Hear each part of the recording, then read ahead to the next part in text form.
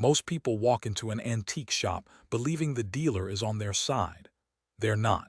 There is an entire playbook, passed down quietly through the trade, designed to separate older, trusting buyers and sellers from their money. And it works, not because elderly people are naive, but because these tactics are specifically built to exploit patience, trust, and politeness. Right now, someone's grandmother is being offered $40 for something worth $400.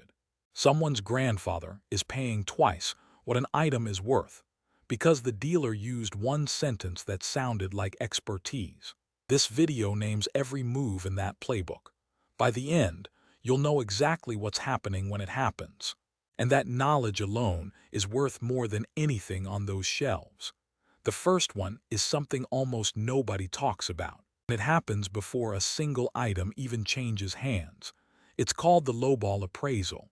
Here's how it works.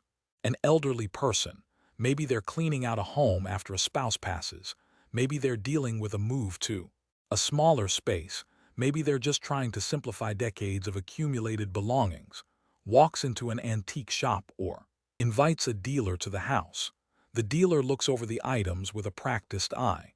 They use a particular tone. Measured, considered. They sound like someone who has seen 10,000 pieces just like this one and has arrived at an informed, professional conclusion. They use terminology. They mention condition issues with authority. They reference market softness as though they're reading from an industry report.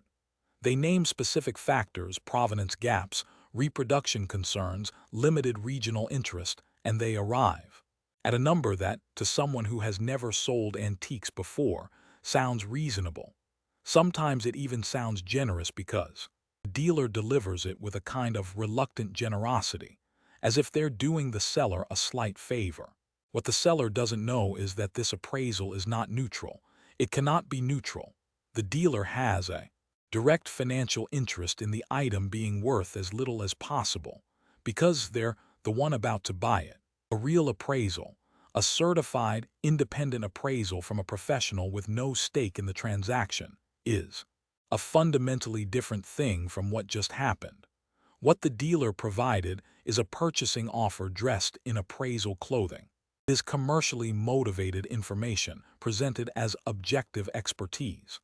The gap between what dealers tell elderly sellers their items are worth and what those same items sell for in those same shops, sometimes within weeks, can be extraordinary. There are well-documented patterns across estate liquidation cases where items purchased for $50 to $100 were retagged within 30 days at $600, $800 or more. The markup isn't just retail margin. It reflects the deliberate suppression of the purchase price. The protection is simple, almost boringly simple, and most people never use it. Before you sell anything to a dealer, get an independent appraisal from a certified member of the American Society of Appraisers or the Appraisers Association of America. These are professionals who charge a fee, usually somewhere between $50 and $300 depending on the item, and they have no financial reason to manipulate the number in either direction. That fee is almost always the most valuable investment a seller makes in the entire transaction. Either it confirms the dealer's number, and you sell with confidence and documentation, or it reveals the gap, and suddenly you're negotiating with real information instead of manufactured uncertainty. Dealers know that the overwhelming majority of elderly sellers never seek independent appraisals. The entire first tactic in the playbook is built on that assumption. Violating that assumption is the entire defense.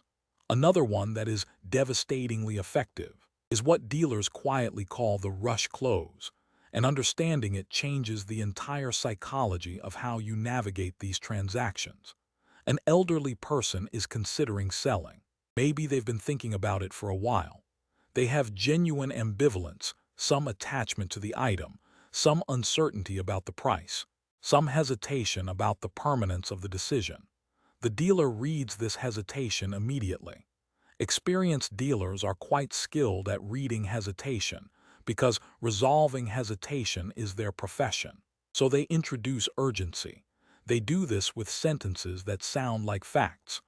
I actually have a buyer coming in tomorrow morning who has been looking specifically for this piece. Or, I can only hold this price today, the market on these has been moving and I'd be overpaying you by next week. Or, I just sold the last one I had so I'm in an unusual position right now, but that changes fast. None of these statements are verifiable. Most of them aren't true, but they do something very precise to a person who is already uncertain. They transform the emotional weight of the decision. Suddenly, the seller isn't asking whether this is the right price. They're asking whether they're about to miss this moment. The question has shifted from, is this fair, to, am I going to lose this? And those two questions produce very different decisions. Urgency is a manufactured commodity in sales. This is well documented across sales psychology literature. The rush close appears in real estate, in car sales, in financial products, and it appears in antiques. Any dealer who pressures you to decide today, tonight, or before some unnamed buyer materializes, that is not coincidence, and it is not concern for your interests. That is a closing technique operating exactly as designed. Real value does not expire overnight. A piece worth something today will be worth something next week when you've had time to think clearly. Consult a family member, do research, or visit one other dealer for comparison. The only thing urgency eliminates is your ability to make a good decision. That is its function. When you feel rushed in one of these transactions, and you will feel it, it is a specific, slightly uncomfortable pressure. That feeling is the technique activating. Recognize it as information. The appropriate response is to slow down in direct proportion to how much you feel like speeding up. Thank the dealer, tell them you'll think about it and leave. A dealer who protests this, or suddenly softens the urgency, has confirmed everything you needed to know. One of the most overlooked tactics in the playbook involves something called selective bundling, and it is specifically designed to obscure the most valuable thing in a collection without appearing to do so. Here's the mechanics. A dealer comes to a home or estate, often in the context of a full house cleanout, a death-in, the family, or a major life transition. They walk through and assess. Somewhere in the process, they identify one or two items of significant real value. They give no reaction. They do not flag it, compliment it, or ask about it in any way that might signal to the seller that this particular piece is different from everything else. Instead, they propose buying the lot, everything together. One transaction, one number, less hassle. They often frame this as a genuine courtesy. They're trying to simplify what is already a complicated, emotionally exhausting process. They might even express sympathy for the difficulty of the situation. They present themselves as solving a problem.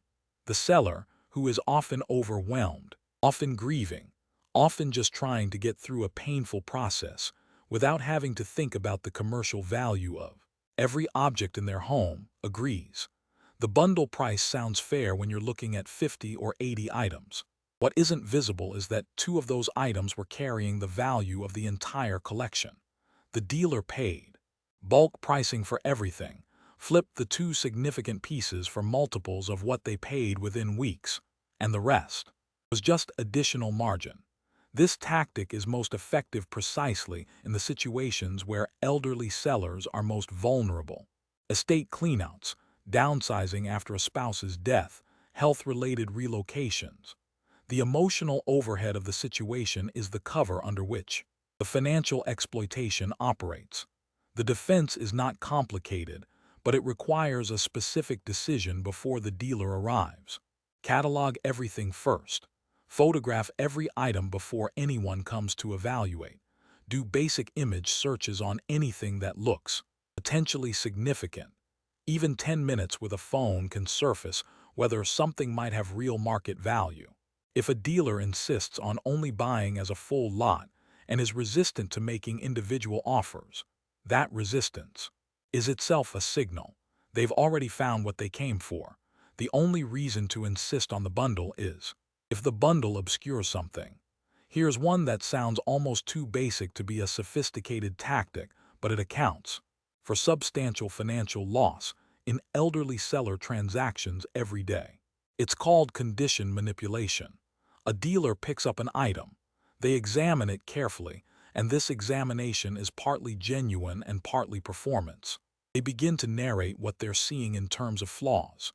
A hairline crack, minor crazing on a glaze that they claim kills the collector market. Fading that has, they say, crossed the threshold where serious buyers won't touch it. Restoration work that they assert any knowledgeable buyer will spot and discount accordingly. Each observation is delivered with confidence. Each one sounds like expertise. By the time the examination is complete, the seller often feels that they're fortunate anyone wants the piece at all, and the dealer's low offer starts to feel like generosity.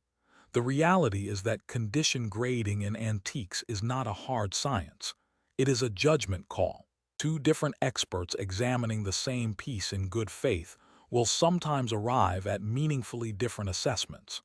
The difference between acceptable wear consistent with age and damage that significantly impacts value is not always a technical distinction.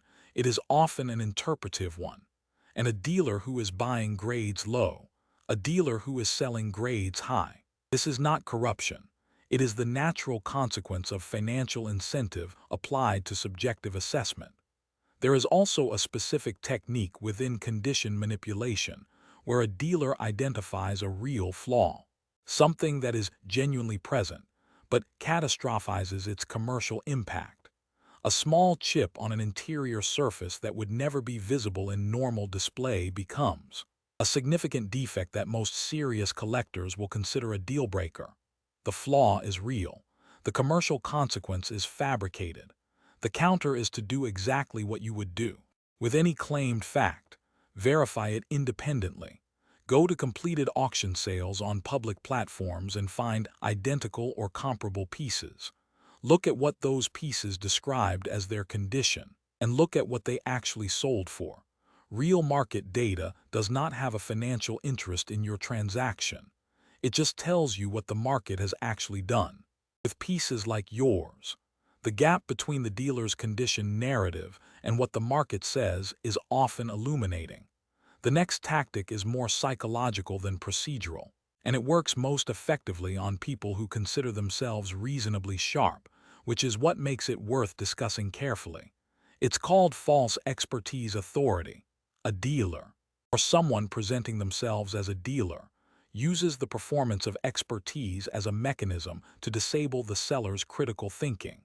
They use vocabulary that is accurate enough to sound authentic but obscure enough that the seller has no frame to evaluate it. They reference auction house results from specific sales in specific years. They mention the names of known collectors or curators.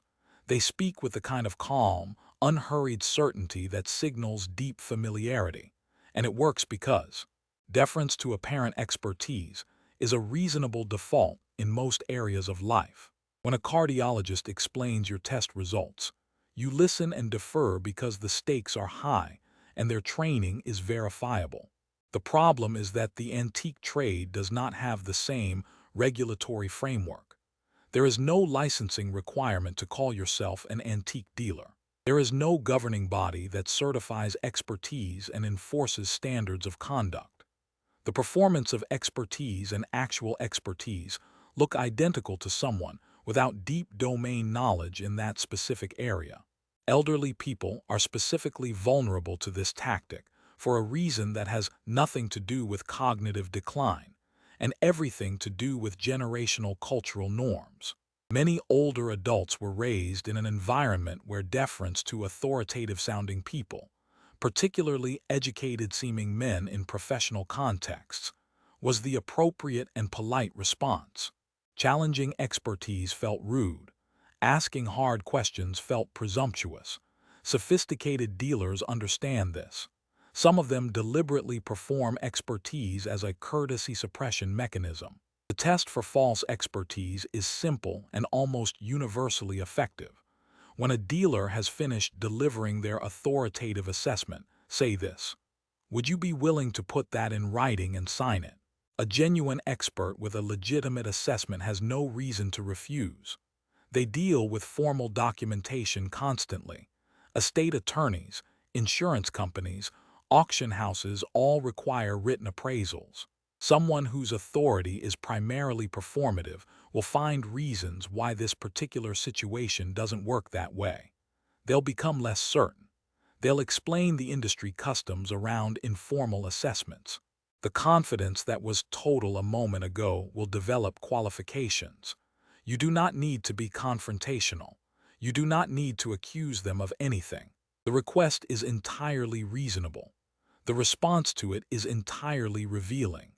Another tactic that operates specifically in the home environment targets elderly people who are approached without having sought out the transaction themselves.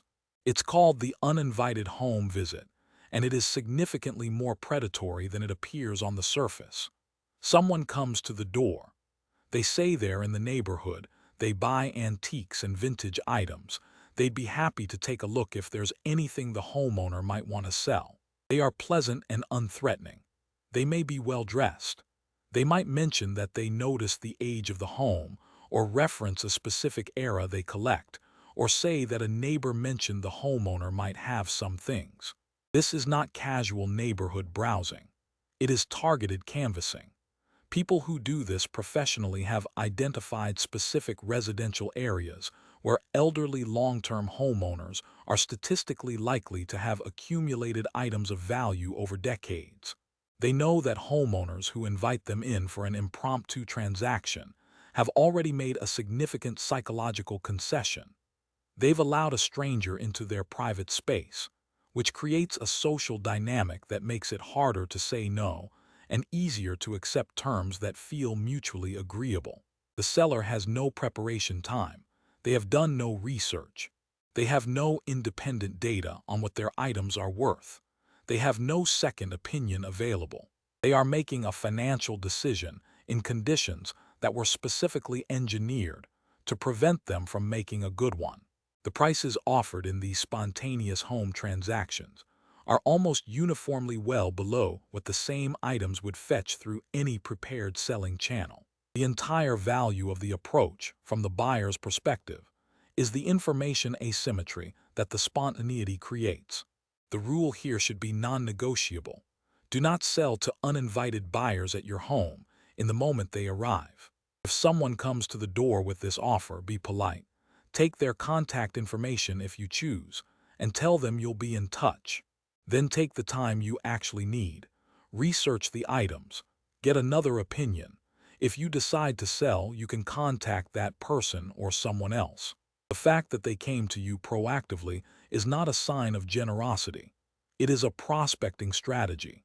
One of the less visible but financially significant scams involves the consignment model, which sounds like it aligns everyone's interests and frequently doesn't. A dealer offers to sell items on consignment. The seller doesn't have to accept a lowball, immediate purchase price. The dealer finds the buyer, manages the transaction, and the seller receives a percentage of the actual sale. On paper, this looks like a better deal than an outright sale at a suppressed price. Fraud takes several specific forms. In the first, the item sells for a strong price, and the dealer reports a lower number, taking a larger cut than agreed. In the second, the dealer claims the item hasn't sold after an extended period, while market interest has been quietly confirmed, and offers to buy it outright at a reduced clearance price. In the third, items disappear entirely, attributed to damage, theft, or administrative confusion. Each of these works most effectively when the seller is not following up. Elderly sellers who place items on consignment and then trust the process. Because they trust the dealer, because following up feels like an imposition, because the logistics feel complicated, have limited visibility into what is actually happening with their property. The defense is documentation. Before anything leaves your possession on consignment, you need a written agreement specifying the minimum acceptable sale price below which you can veto the sale, your exact percentage, the duration of the consignment period, what reporting you will receive and how often, and what happens to the item if it doesn't sell within the agreed time frame. Ask for periodic inventory confirmation. If the dealer is operating legitimately, none of this will be unexpected. They handle these agreements constantly with estate attorneys and auction advisors. Resistance to written consignment terms is not a personality difference. It is a warning. Here's one that is growing rapidly in frequency as older adults become more connected to technology, while remaining less confident navigating it independently. It's the managed online auction fraud. A dealer, or someone claiming to be one, tells an elderly seller that they can get better prices through online auction platforms, but offers to manage the process on the seller's behalf.